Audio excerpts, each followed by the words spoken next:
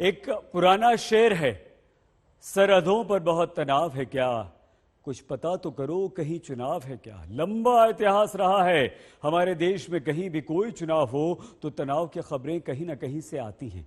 ऐसा तनाव कई बार मतदाता को अपना वोट तनाव के मुद्दे के आधार पर ही डालने के लिए प्रभावित करता है। तो जब उत्तर प्रदेश में 3 चरण के चुनाव हो चुके हैं, 4 चुनाव के चरण बाकी हैं, तब केरल में सीपीएम कार्यकर्ता की हत्या की खबर आती। बंगाल में ममता सरकार के विरुद्ध प्रदर्शन करता छात्र मार दिया जाता है। कर्नाटक में हिजाब विवाद के बीच बजरंग दल कार्यकर्ता की हत्या हो जाती है। उत्तर प्रदेश के चुनाव के फर्स्ट राउंड से ठीक पहले गरमाया हिजाब का विवाद, और हिजाब के विवाद का सतत चुनावी विकास चरण दर चरण जारी है। क्या यह सब संयोग है या कहें इसमें कितना संयोग है? उत्तर प्रदेश में चुनाव चल रहा है और एक समय चारों तरफ ये साइकिलों पर रखे हुए बम धमाके फूटे। मैं हैरान हूं, ये साइकिल को उन्होंने क्यों पसंद किया? आपने पढ़ लिया वो अखबार में जो तस्वीर दिखाते फिर रहे हैं हमारी, वो लोग हैं कि जो चुनाव हार चुके हैं। जिन साइकिलों पर बैठ करके जगह जगह विस्फोट होते हैं, बमबाजी होती थी, उन साइकिलों को तो पंचर ही करके रहेंगे, उनको नहीं आने। इस बार जनता ने भारतीय जनता पार्टी की घटिया खड़ी कर दी है, इसीलिए इनके बयान घटिया आ रहे हैं। अखिलेश बाबू, जिस बम धमाकों में सैकड़ों लोगों की जान गई, वो आपके लिए फालतू हो सकता है। सुनने में आ रहा है कि बीजेपी के लोग चुनाव से पहले सब कुछ करेंगे। जब उत्तर में चुनाव चल रहा है, दक्षिण में तनाव बढ़ रहा है।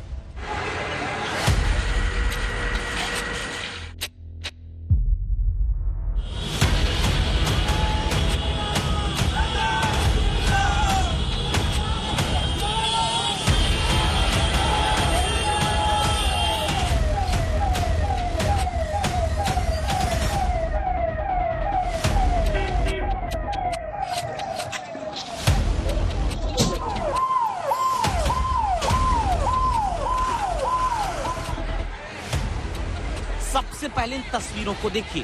ये कर्नाटक के शिवमोगा की तस्वीर है, जहां रविवार रात हिंसक झड़प हुई। अगले 2 दिन के लिए स्कूल कॉलेज बंद कर दिए गए, धारा 144 लगा दी गई। आप कहेंगे ऐसा क्यों हुआ? जवाब इन तस्वीरों में है। ये 26 साल के हर्ष की तस्वीर है। हर्ष दावा है बजरंग दल का कार्यकर्ता था, जिसके शव के साथ शिवमोगा जिले में बजरंग दल के कार्यकर्ता चल रहे हैं। रविवार रात हर्ष की चाकू मारकर हत्या हो गई।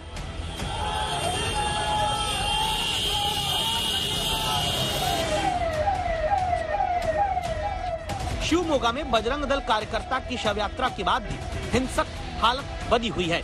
कई घरों पर पथराव हुआ, टूटे हुए कांच गवाही देते हैं। एक फल बेचने वाले की दुकान में तोड़फोड़ हुई। शव यात्रा निकालने के दौरान ही फिर से आगजनी की घटना शिवमोगा में होती है।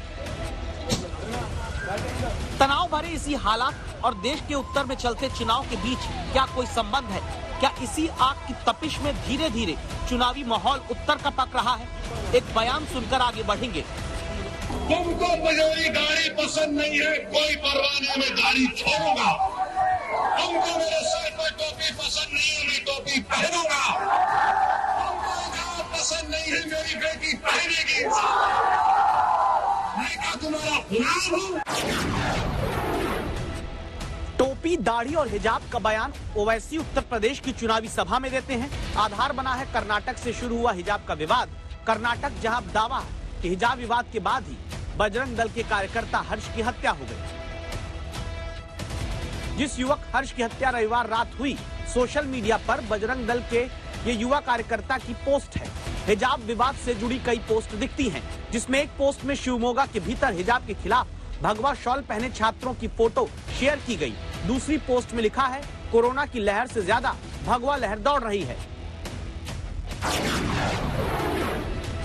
कर्नाटक में बजरंग दल कार्यकर्ता की हत्या को राज्य के गृह मंत्री हिजाब विरोधी प्रदर्शन से जुड़ा मानने से इनकार करते हैं। तब पंचायत राज मंत्री हर्ष की हत्या को हिजाब विवाद से ही जुड़ा मानते हैं और एक धर्म के लोगों को जिम्मेदार ठहराते हैं। उच्च शिक्षा मंत्री भी कर्नाटक के बजरंग दल कार्यकर्ता की हत्या के पीछे हिजाब विवाद का फायदा उठाने वाले लोगों को जिम्मेदार ठहराते हैं। बीजेपी के नेता सीटी रवि हत्या के बाद एक्शन के बदले रिएक्शन की संभावना जताने लगते हैं। एक एक करके ये सारे बयान सुनिएगा। मैंने मुसलमान गुंडाಗಳು ಕೊಲೆ ಮಾಡಿದ್ದಾರೆ ಶಿವಮೊಗ್ಗದಲ್ಲಿ ಎಂದೂ ಕೂಡ ಈ ಮುಸಲ್ಮಾನರ ಬಾಲ ಬಿಚ್ಚಿರಲಿಲ್ಲ. They are just trying to take the advantage of the situation. They want to take the advantage and they want to disturb the law and order, the peace not to be there. They want to disturb the peace. This is the basic intention probably. साजिश करके उनका हत्या किया है। हर जगह में action reaction होने का संभव है। इसके लिए government seriously it will take this issue. जरूरत है तो एनआई को केस हैंड ओवर करना। एक्शन का रिएक्शन दिखने की बात सिर्फ है नहीं, दिख भी रही है। शिवमोगा में बजरंग दल कार्यकर्ता की शव यात्रा के दौरान ही आरएएफ के सामने ही ये शख्स पथराव करता नजर आता है। पीछे पुलिस की गाड़ी है, पुलिस के जवान आ रहे हैं। ये युवक शिवमोगा में पथराव कर रहा है।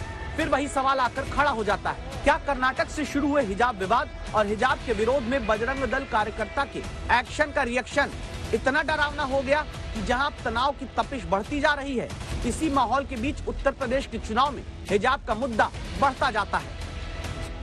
प्रधानमंत्री से हम कहना चाहेंगे, मुस्लिम महिला से आपको कोई मोहब्बत नहीं है, आप ड्रामाबाज हैं, आप एक्टिंग करते हैं। अगर आपको मोहब्बत है तो कर्नाटका के उन बच्चों को अपने घर को बुलाइए, हाथ से चाय बनाकर पिलाइए और कहिए बेटा पढ़ो, हिजाब निकाब पहनकर, तुमको डरने की जरूरत नहीं है। अब आप कर्नाटक के बेल्लारी की तस्वीर देखिए। एक कॉलेज के बाहर हिजाब बुर्काधारी छात्राएं प्रदर्शन के लिए जुटती हैं। पुलिस आकर इन्हें या तो घर जाने या फिर हिजाब उतारकर कॉलेज में आने के लिए कहती है। पुलिस और प्रदर्शनकारियों में नोकझोंक होती है। अब याद करिए, कर्नाटक से शुरू हुए हिजाब के मुद्दे पर विवाद के बाद पोस्टर गल बना दी गई मुस्कान को लेकर दिए गए ओवैसी के सबसे पहले बयान को। ये बहादुर बेटी कर्नाटका में मोटरसाइकिल पर हिजाब पहनकर आती है और मोटरसाइकिल को अपने कॉलेज में रखती है, तो जैसा ही उसके करीब ये तमाम लोग आकर उसको डराने के लिए नारे मारते हैं। एक 25-30 का नौजवानों का हुजूम इस नकाब बुर्का पहनी हुई बच्ची को डराने के लिए दौड़ता है। मैं सलाम करता हूँ हमारी उस बेटी की बहादुरी को। मैं सलाम करता हूँ उस बच्ची के माँ बाप को जिसने उस बच्ची को इतना बहादुर बनाया। ये आसान काम नहीं था। उस बच्ची ने उन नौजवानों की तरफ देखकर पुकार कर कहा, अल्लाहु अकबर, अल्लाहु अकबर, अल्लाहु अकबर। ये मिजाज पैदा करता है। यूपी में चल रहे चुनाव की शुरुआत में कर्नाटक के हिजाब विवाद पे भगवा पहनकर विरोध जताने वाले छात्रों के खिलाफ नारा लगाने वाली छात्रा मुस्कान उत्तर प्रदेश तक चर्चा बटोरती है। पोस्टर गर्ल विवाद को बढ़ाने वालों की तरफ से बना दी जाती है। अब मुस्कान के सामने कर्नाटक के बजरंग दल कार्यकर्ता हर्ष को क्या खड़ा किया जा रहा है? बीजेपी नेता सीटी रवि ट्वीट करते हैं, लिखते हैं कि मुस्कान हमेशा सुरक्षित रहेगी, लेकिन हर्ष इस दुनिया में नहीं रहा। और तभी सुनिए कैसे मंदिर से लेकर हिजाब बुर्का तक का जिक्र किया जाता रहा।